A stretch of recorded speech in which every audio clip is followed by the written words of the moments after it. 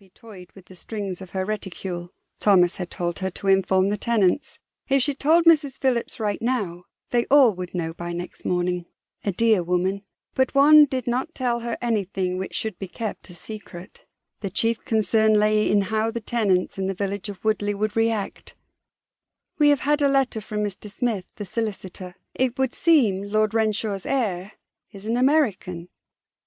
"An American?" Mrs. Phillips' jaw hung slack for a bare moment, a hopeful sign. "That's unexpected." Unexpected. Not a wholly bad reaction, and encouragement enough to continue. "He is not foreign to our ways. He's a doctor and trained in London and Edinburgh. Lord Renshaw himself sponsored his education." "A doctor? Is he a physician or surgeon?" "I do not know." Mrs. Phillips tapped a finger to her mouth. "Oh, but he must be a physician if he is a gentleman enough to be his lordship's heir." "I am not certain. I do know there is less distinction between the two in America." Could be worse, I suppose." She placed a hand over her heart. "He will come to take care of the estate, won't he? Make his home here?" "I am confident he will take care of things properly, if he could be found." The solicitors were having a problem tracking this Dr. John Turner down.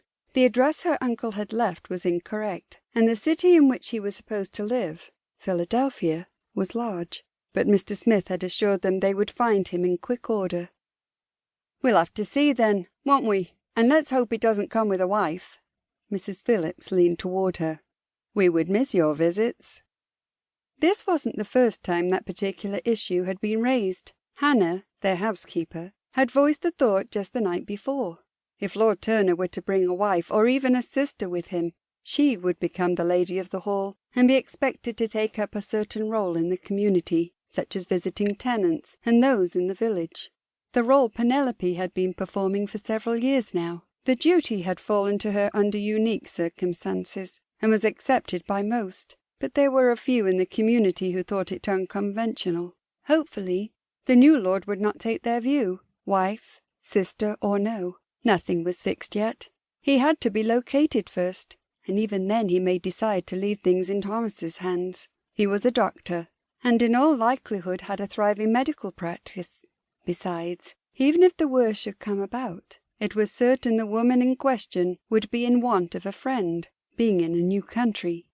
And if that should fall through, Penelope's visits were by no means her only link to the estate or the community. "I'm sure things will work out for the best, Mrs. Phillips." Thomas approached and took her side. "I'm sorry, old girl, but there's a problem at their farm I must see to." His tone sounded flat. So much for his day off, poor man. "Do you want me to come with you?" "No, but I need to go with them now. Would you mind driving back? I am sorry." "Don't be silly. I'll be fine. I'm sorry you won't have the day to yourself as we intended." "Hall matters can't seem to wait. Mr. Phillips said he would drive me home when we're through." "Should we wait luncheon for you?" "Probably not." Aggravation melted from his face as he turned to the farmer. "I'm ready when you are. Miss Howard is willing to drive herself home."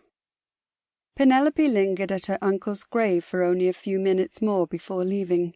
As unfortunate as it was that Thomas had been needed elsewhere, it gave her time to stop someplace which had haunted her thoughts since their period of mourning had confined her movements. She guided the small horse-drawn dog-cart down a tree-lined path, which gradually rose until she cleared the shade, and a tall, crumbled ruin greeted her. It had fascinated her since she was a little girl. Part of the Ashford Hall estate, it lay at the top of a hill which overlooked the entire property and the village of Woodley, known locally as the Castle. It had been the home of the original baron, built in the era of knights, their ladies, and holy quests. She could almost hear her and her brother's youthful laughter as they pretended the fairy folk lived among the broken rocks, and the sketches Thomas had drawn of their musings, if only he still had them. Those times were long since gone. The castle was different now. She halted the cart before the stone bridge that had been built across the old moat and climbed down. Perhaps this had been a mistake. Perhaps she should stop coming here and put it all in the past. To return, week after week, year after year, was irrational, but